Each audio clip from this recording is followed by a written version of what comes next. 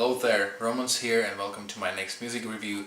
Today I'm going to talk about Rush and their discography. Now Rush is one of the most famous and iconic progressive rock groups, and if you have never listened to their music it may be kind of overwhelming when you see that they have released 19 albums, and even though that there are quite a lot of worst to best kind of lists and recommendations which albums to start with, sometimes, as I said in my previous Bon Jovi's discography analysis, or in previous Bon Jovi's discography video, that sometimes very good albums tend to be overlooked and sometimes more average records tend to be appreciated more.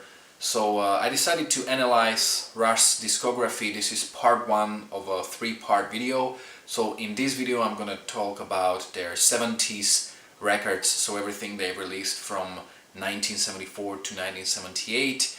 So be sure to check the other two videos which may come in the next couple of weeks, where I will deal with the rest of their discography. So let's start. Music review. Music review. Rush released their first album in 1974 and it was a self-titled debut album. And Rush is one of very few bands that are kind of famous for having the same lineup like forever. Three band members who were on almost every album are Alex Lifeson as the guitar player, Geddy Lee as a singer and a bass player, and Neil Peart, if I pronounced him right, as a drummer. Now the first album is the only album where they had a different drummer, who was John Rutsey. Now, the first album was a record that made Rush pretty famous at that time. I think it was a track called Working Man, which became a huge hit on radios, I think primarily because of the people who were listening to the radios at that time, and especially in Canada, where Rush were from, and probably the place where they came from, many of whom were working class people, so the song resonated with them. And also a lot of people thought, upon hearing the single for the first time, that that was a new song from Led Zeppelin. And even though I think that there is no similarities between Robert Plant's and Geddy Lee's voice, I think that musically the first album is kind of that traditional 70s hard rock influenced by Led Zeppelin, by the heavier side of Led Zeppelin. This record became quite successful, and I think it's kind of strange album considering what kind of music they played later on and what kind of music they became famous for. But back then it was kind of a traditional hard rock. I personally think this is a pretty average album. Now even lyrically, Neil Peart as the drummer is one of the best lyricists in rock music, and I think that his absence on the first album is kind of visible because the lyrics are kind of meaningless or are kind of average. And the whole album is like, there are a couple of okay songs, like for example Finding My Way or Need Some Love, but generally this is a very forgettable kind of average record that I personally would only recommend to Rush diehard fans who probably haven't checked it out yet, and it would be an interesting thing to kind of see where did they come from musically. But otherwise, if you have never listened to Rush, this is a record you can skip.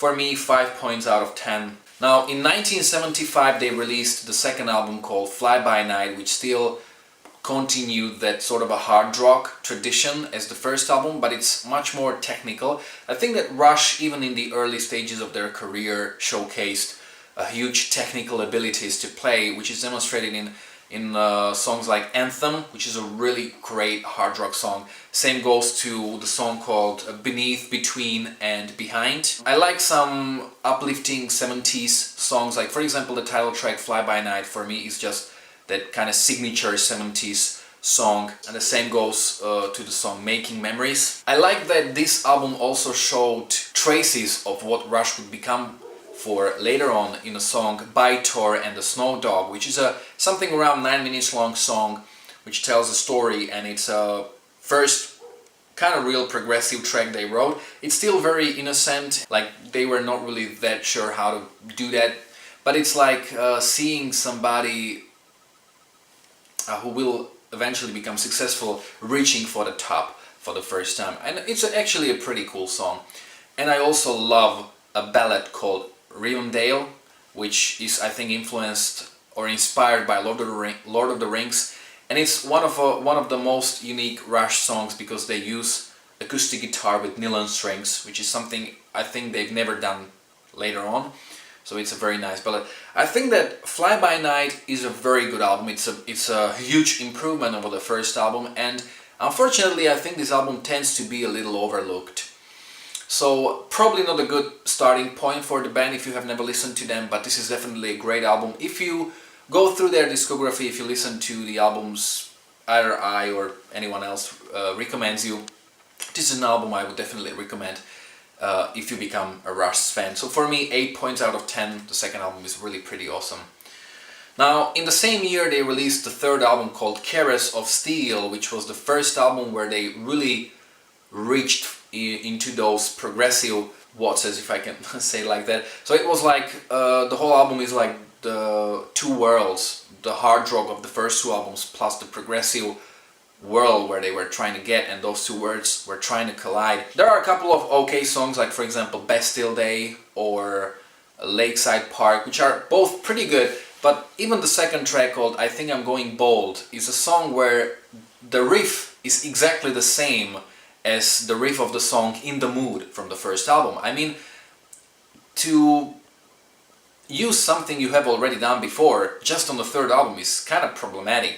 And this is not the only problem with the album. The song The Necromancer, which is another kind of progressive track that is almost 12 minutes long, it's not a bad song. It has its moments, but it's still kind of naive and kind of innocent. It's the final track, The Fountain of Lammoth, where even Rush said that at that time they were still a very young band. They were very ambitious, but they were still not capable of fulfilling their ambitions, and I think that The Fountain of Lammoth is just a perfect example of that.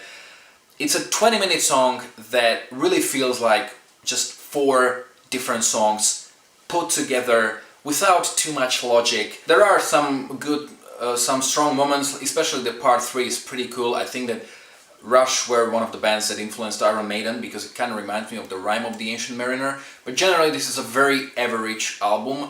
For me, 5 points out of 10, and this is also a record where Rush became very, very unsuccessful.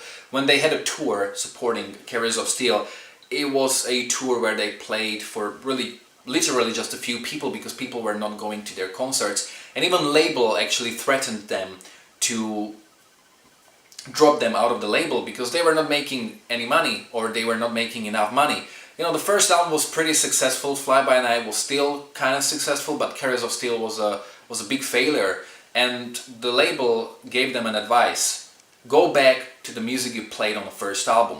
So they were advised to return to that kind of a straightforward hard rock music, and that was something that all 3 band members were very reluctant to do. But that was a kind of a difficult situation because just imagine that you were about to make another album and it was like, you're either gonna succeed with the album and you're fine, or the album is gonna fail and that's the end of your career. So I think that Rush kind of wanted to make the most out of it, and they simply wanted to go out maybe playing music that they wanted to, and therefore they didn't listen to the label, and they released in 1976 a record called 2112, which is not only one of the most successful albums they've released, but also one of the most iconic progressive albums ever. So 2112 is a really great album. Now this is one of the 2 albums that are usually considered to be the best from Rush and most recommended.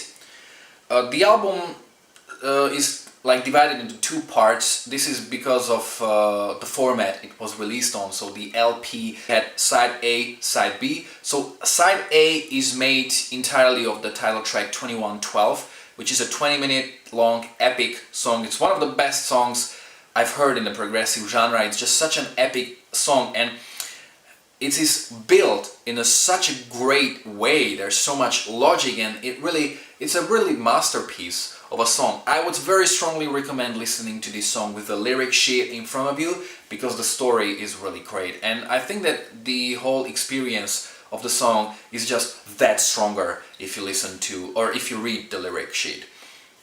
Now the second side, side B, is made out of shorter tracks, all of which kind of follow that hard rock tradition of the first three albums, but they are just so much more mature, there is so much better songwriting, and even they are so much more fun. Songs like The Twilight Zone, Passage to Bangkok, A Great Rocker, Something for Nothing, Lessons, or A Great Bellatrix. Now this is a fantastic album. If you have never listened to Rush, and if you like progressive music or progressive rock, this is a very good starting point for the band.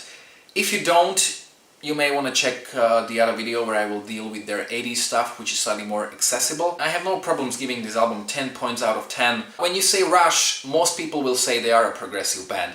And 2112 is the time at which they become a progressive band. And another two records that followed were probably their most progressive albums. So in 1977 they released A Farewell to Kings, which is another masterpiece of an album. It's also an album where they experimented much more with instruments. Now their first four albums were kind of, I don't really want to say traditional, but you had guitars like electric guitars, maybe acoustic guitars, of course drum and bass. But on this record they started to experiment with synthesizers, like for example Minimoog or bass pedal synthesizers. And especially the drummer, Neil Peart, experimented a lot with a lot of percussions, chimes, and a lot of different sounds, which you can hear especially in the song Xanadu, which for me has that kind of Yes vibe or atmosphere, and it's just such a great progressive rock track. Another song that has for me a little bit of a Yes atmosphere, progressive rock group Yes, is the song Marginal. Then another great progressive track is A Farewell to Kings, so the title track. This album also produced a pretty big hit, one of the most famous songs from Rush, called Closer to Heart, which is not even 3 minutes long, therefore it became such a well-known song. Cinderella Man is another song following the tradition of a rock music they played before. The chorus kind of reminds me of the Beatles, I'm not really sure why, and the album ends with a fantastic, now I'm not sure about the pronunciation, Sinus X1 track, which is one of the first songs that showed Rush's weird or kind of strange time signatures feeling. You know, they were changing time signatures in a very weird and unpredictable way, something that they would do later on. And this is just such a fantastic space heavy prog epic song, and I really like how Geddy Lee reaches the limits of his vocal range, where towards the end of the song he just simply screams as high as he can. Now I never really considered Geddy Lee to be an exceptional singer. I never really liked his voice that much, but when he was young he was very capable of vocal athletics or vocal gymnastics, I'm not sure how to call it, but his voice was capable of doing a lot of difficult stuff. So A Farewell to Kings is one of the best progressive records I've ever heard, so again, no problems giving it 10 points out of 10. The last album I'm going to talk about today is a record called Hemispheres from 1978, and this is also probably the last true progressive album they've released. The whole album has that sort of a space prog kind of atmosphere, and the album starts with a very long, I think it's like 18 or 20 minute song, Sinus X1 Book 2. So it's the continuation of the story from the final track of the previous album. And this song just proves how much they evolved, they matured, and they progressed. Like if you compare that song with the Fountain of Lammoth, how much they improved, you know, it's really impressive. They just matured so much, and the whole song is just such a masterpiece, really. The song is followed by two tracks that again kind of go in that 70s rock fashion, and those are Circumstances and The Trees. And in the song The Trees, I think he kind of uses a chorus on bass. The album ends with the first instrumental track from Rush called La Villa Strangiato, or an exercise in self-indulgence. Self-indulgence is an expression very often used with progressive bands. And it's I think that this was up to that point the biggest showcase of their abilities. They just showed how great players they are, but they did it in a very listenable way. Now that's what's important, that the song is very good to listen to, and you don't really feel like, okay, they're just showing off how well they can play, but it actually makes sense, the whole song. So this is another absolute classic. For me, 10 points out of 10. So This concludes my first part of the Rush discography. If you have never listened to Rush and if you like progressive rock music, I would recommend you to start from 2112 and following the other two albums. Rush for me is one of the most favorite bands and one of the most influential bands. I mean, even there, right now I'm recording my first album. I'm actually at the end of the process, and I always found it more interesting when there was a record with a track list of up to 8 songs. You know, it means like every song is special on the album, and that's what I like about Rush. And therefore I have 8 songs on my album. Interesting. So when it comes to the first 3 albums, I would tell you to definitely skip the first album. Carriers of Steel is another record you can completely skip, and Fly By Night is a pretty cool album. So if you like Rush, I would recommend you to check that one out. So this was part 1. In part 2 I will deal with their 80s stuff, and part 3 will deal with the rest of their discography. I will also give some recommendations or some final recommendations in the part 3. So that's it from me. So I hope you liked this review. If you did, don't forget to like, to share, to subscribe. You can, if you know Rush or if you have listened to their albums, you can leave a comment in the comment section below to let me know which records you like, whether you agreed with me or not. Thanks for watching, I guess. But it's the final.